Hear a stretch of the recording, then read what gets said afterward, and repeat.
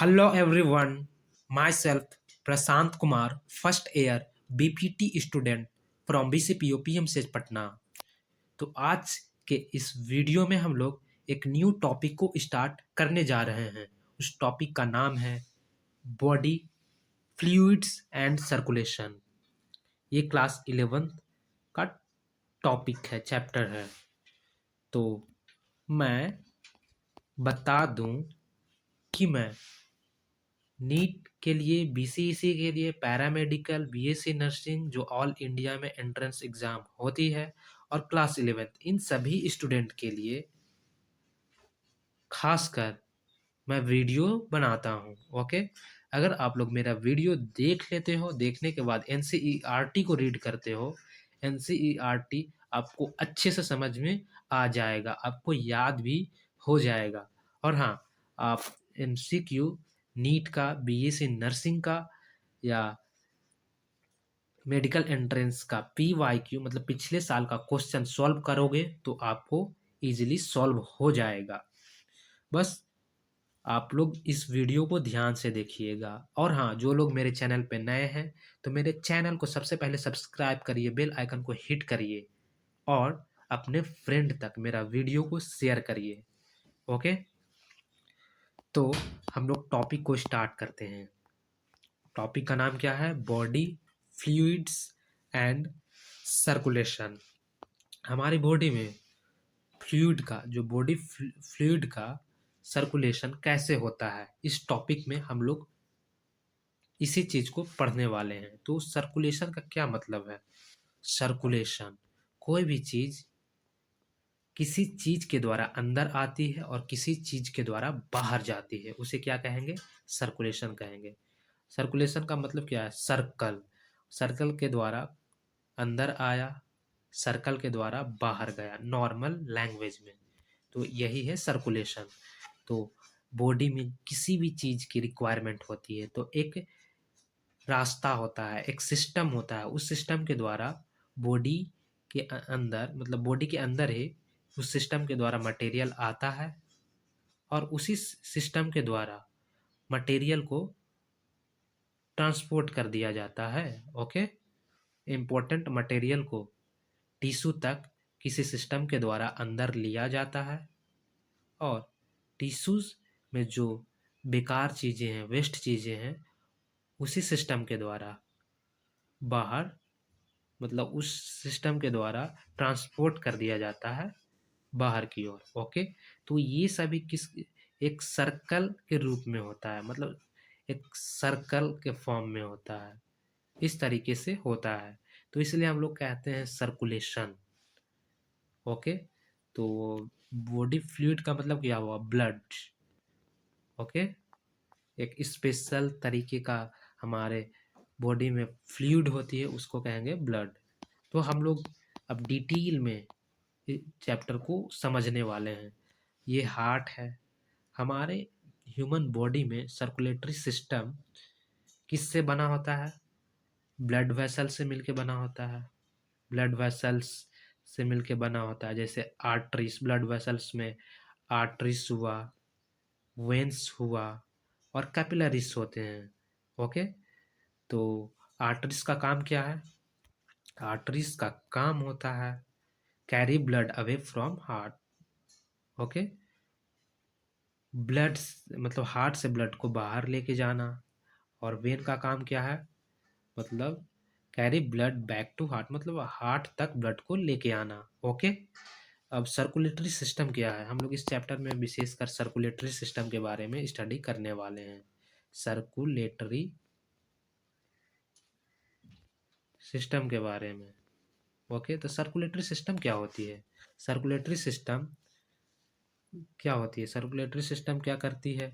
O2, nutrients और hormones को cell तक लेके जाती है और सेल से जो हार्मफुल सब्सटेंस प्रोड्यूस हुए हैं उसे रिमूव करती है। तो यही काम है सर्कुलेटरी सिस्टम का। तो हम लोग एनसीईआरटी का हर एक लाइन कवर करेंगे इस वीडियो में। तो आप लोग नोट कॉपी लेके बैठ जाइए। मैं जो बताऊंगा, जो बोलूँगा नोट करने के लिए, प्लीज़ आप लोग नोट करते जाइएगा। तो चैप्टर का नाम है बॉडी फ्लूइड्स एंड सर्कुलेशन। देखो, ऑल लिविंग सेल को जीवित रहने के लिए क्या चीज़ की रिक्वायरमेंट होती है? ऑक्सीजन की, न्यूट्रिएंट्स की या अदर सब्सटेंस जैसे सोडियम, पोटेशियम या क्लोराइड की आवश्यकता होती है। न्यूट्रिएंट्स में, न्यूट्रिएंट्स का मतलब क्या हुआ?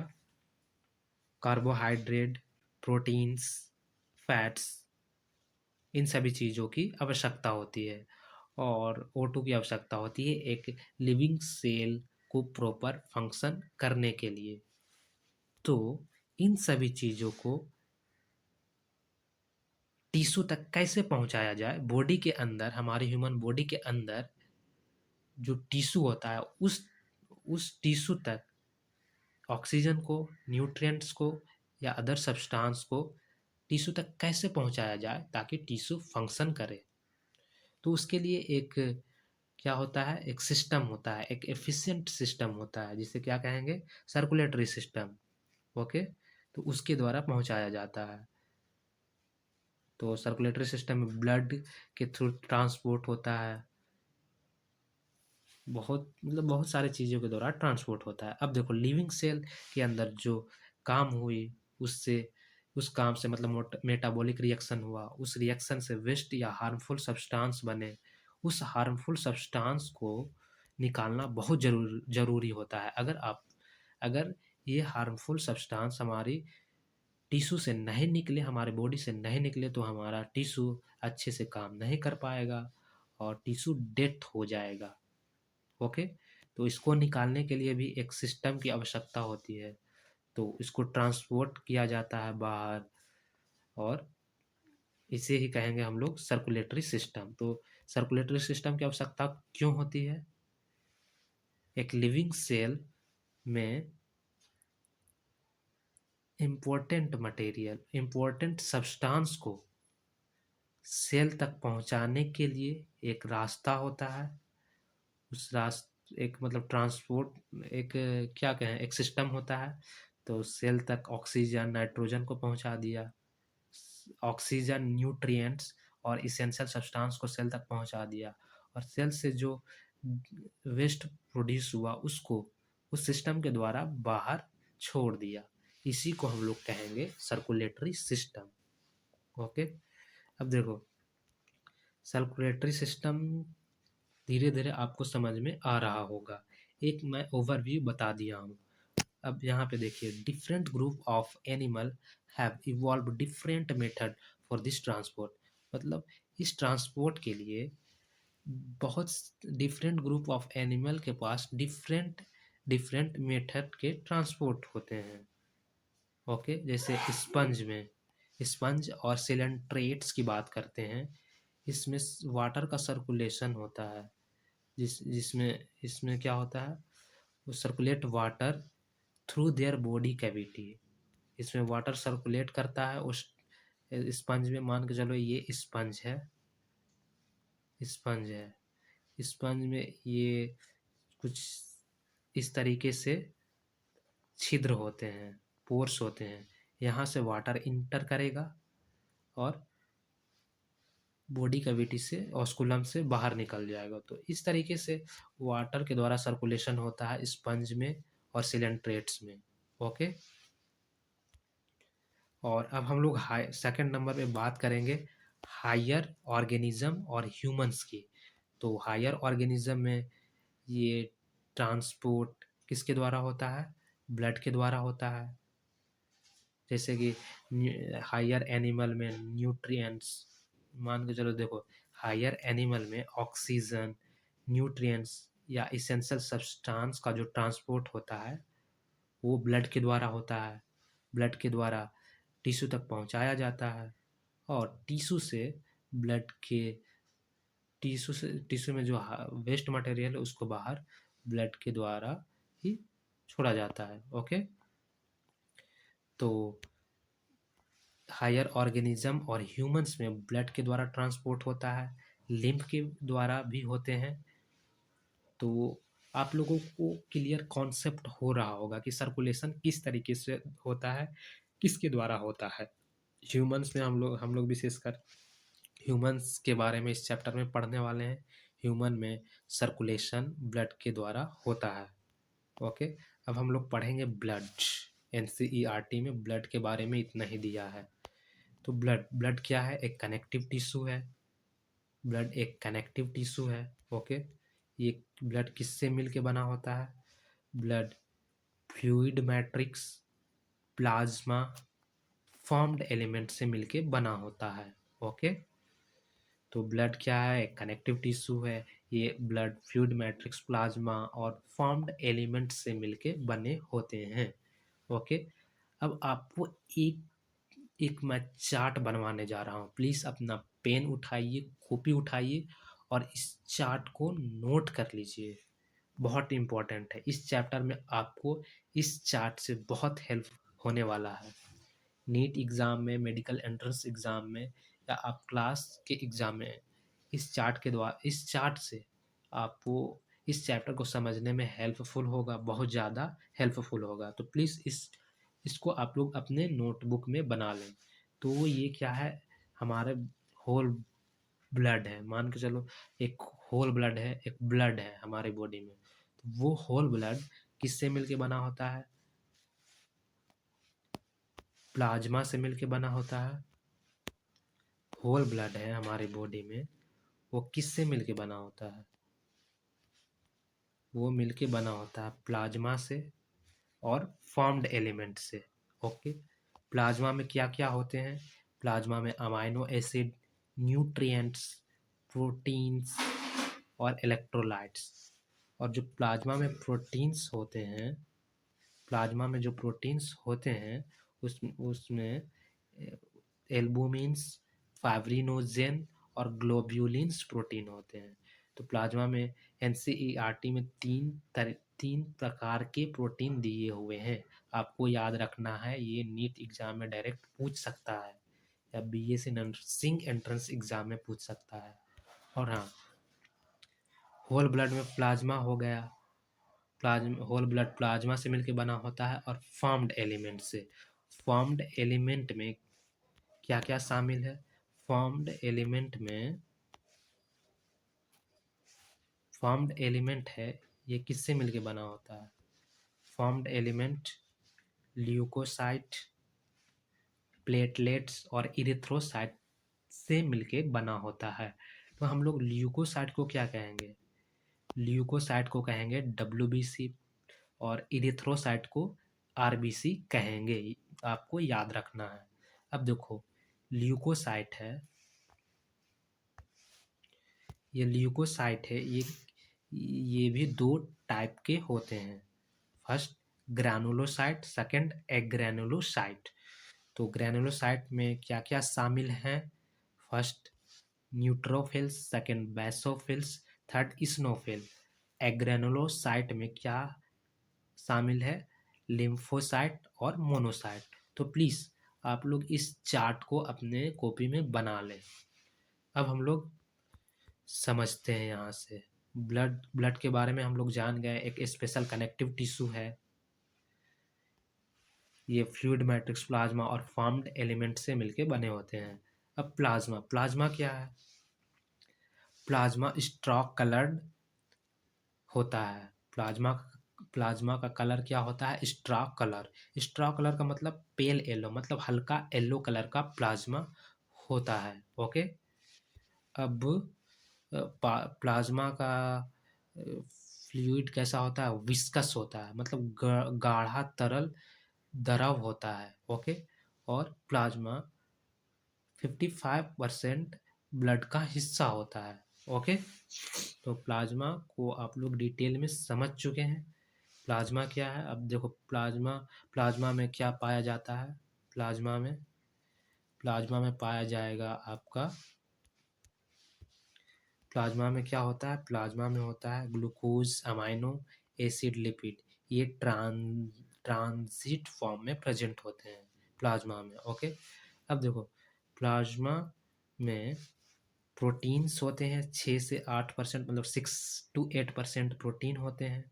प्लाज्मा में 90 to 92% वाटर होते हैं और प्लाज्मा में small amount of minerals like sodium, calcium, magnesium या हाइड्रोजन कार्बोनेट और क्लोराइड आयन प्लाज्मा में प्रेजेंट होते हैं।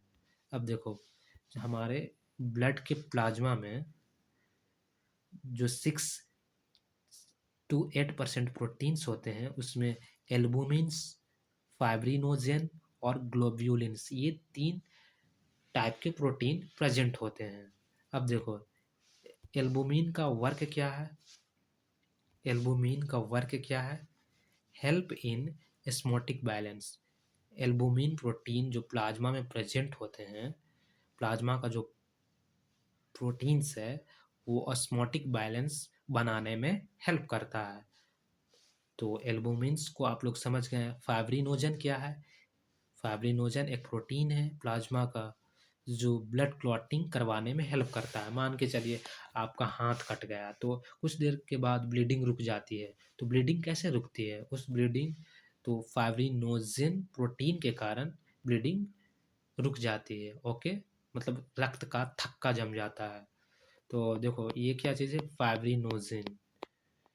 ये क्या चीज़ है? ये क्या है? फाइब्रिनोजन। ये ब्लड है, ये ब्लड है, आरबीसी है। तो ये फाइब्रिनोजन प्रोटीन है। तो इस तरीके से मतलब थक्का जमता है। इस तरीके से फाइब्रिनोजन प्रोटीन आरबीसी को बांध लेता है ताकि मतलब ब्लड का थक्का जम जाए। ओके, तो फाइब्रिनोजन का वर्क क्या है? ब्लड क्लॉटिंग में हेल्प करता है। और हाँ, प्लाज्मा में फाइब्रिनोजन प्रोटीन है वो इनएक्टिव फॉर्म में प्रेजेंट होते हैं। ओके, अब ग्लोब्यूलिन क्या है? ग्लोब्यूलिन ये भी प्रोटीन है। ये डिफेंस मैकेनिज्म में हेल्प करते हैं। बॉडी के डिफेंस मैकेनिज्म में ग्लोब्यूलिन प्रोटीन हेल्प करता है। ओके, अब देखो सीरम क्या है? Serum, serum vs plasma. तो सीरम ये है। और तो सीरम का मतलब क्या है? सीरम तो एक ब्लड में क्या क्या होता है? प्लाज्मा होता है, डब्ल्यूबीसी, प्लेटलेट्स, आरबीसी। तो इन सभी चीज़ों से मिलकर ब्लड बनता है। तो ब्लड ब्लड का मतलब क्या हुआ? Plasma, WBC, platelets, RBC. अब सीरम, सीरम में हम लोग सीरम इसको बोलेंगे सीरम जिसमें प्लाज्मा में से हम लोग क्लोटिंग फैक्टर को हटा दें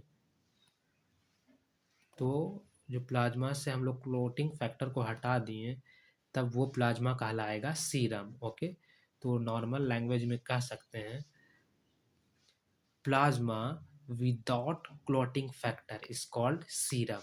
ओके, का पी वाई क्यू को देखते हैं। आप लोगों को एक कॉन्फिडेंस आ जाएगा पी वाई क्यू सॉल्व करते वक्त। ये नीट 2015 का क्वेश्चन है। AIPMT पहले हुआ करता था, उसी का क्वेश्चन है। तो इसमें से हमें बताना है which of the following is correct, मतलब इनमें से इन चारों ऑप्शन में से कौन सा ऑप्शन सही है। तो ऑप्शन ए देखते हैं, serum equal to blood fibrinogen, wrong है। ऑप्शन बी देखते हैं, lymph plasma, lymph is equal to plasma RBC WBC, ये भी ऑप्शन गलत है। ऑप्शन सी देखते हैं, ऑप्शन सी ब्लड में plasma, blood is equal to plasma plus RBC plus WBC. तो ये ऑप्शन सही होगा। ओके, अब हम लोग नेक्स्ट क्वेश्चन को देखते हैं। अभी हम लोगों ने जस्ट पढ़ा वही क्वेश्चन सॉल्व करेंगे ताकि आपको आसानी से, आपको नीट का क्वेश्चन सॉल्व करने में डर नहीं लगेगा। तो क्वेश्चन नंबर सेकंड है,